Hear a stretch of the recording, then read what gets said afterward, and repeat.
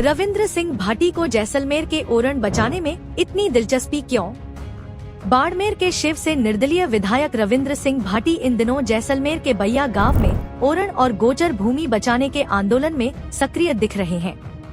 सवाल यह उठता है कि जब यह मामला जैसलमेर से जुड़ा है तो शिव विधानसभा के विधायक भाटी इसमें क्यों कूद पड़े? क्या यह सिर्फ जनता के हक की लड़ाई है या फिर इसके पीछे कोई राजनीतिक समीकरण छिपा हुआ है? ओरण और गोचर भूमि का मुद्दा राजस्थान में कोई नया नहीं है, लेकिन हाल के दिनों में सोलर कंपनियों के बढ़ते दखल और जमीन अधिग्रहण को लेकर यह मामला तूल पकड़ चुका है।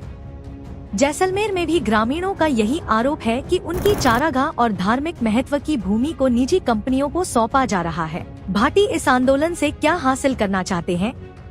क्या वे खुद को किसानों और ग्रामीणों के सबसे बड़े हितैषी के रूप में पेश कर रहे हैं? क्या जैसलमेर की राजनीति में उनकी एंट्री की तैयारी है? क्या वे राजनीतिक प्रभाव क्षेत्र बढ़ाने की रणनीति पर काम कर रहे हैं? शिव के विधायक जैसलमेर में क्यों? ओरण बचाने की लड़ाई या राजनीतिक विस्तार? भाटी का यह कदम जनसेवा या चुनावी गणित? क्या जैसलमेर में नई राजनीतिक जमीन तलाश रहे हैं भाटी? ग्रामीणों की लड़ाई या सत्ता की नई रणनीति? क्या जनता का असली फायदा हो रहा है? ओरण भूमि को बचाने की जागरूकता बढ़ी, ग्रामीणों को उनका अधिकार दिलाने के लिए आवाज उठ रही है। भाटी को जननेता की छवि मिल रही है, उन्हें जैसलमेर में समर्थन मिलने लगा है।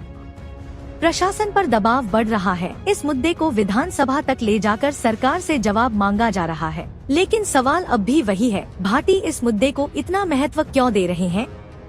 क्या वे जैसलमेर की जनता का भरोसा जीतकर भविष्य में यहाँ से चुनाव लड़ने की तैयारी कर रहे हैं? क्या यह सिर्फ एक आंदोलन है या इसके पीछे कोई और रणनीति काम कर रही है?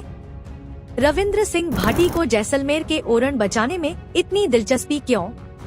क्या यह जनता की लड़ाई है या 2028 के लिए नई राजनीतिक बिसात? क्या यह जैसलमेर की राजनीति में उनकी एंट्री का संकेत है? क्या वे सौर ऊर्जा कंपनियों के खिलाफ जनता की आवाज बनकर उभर रहे हैं?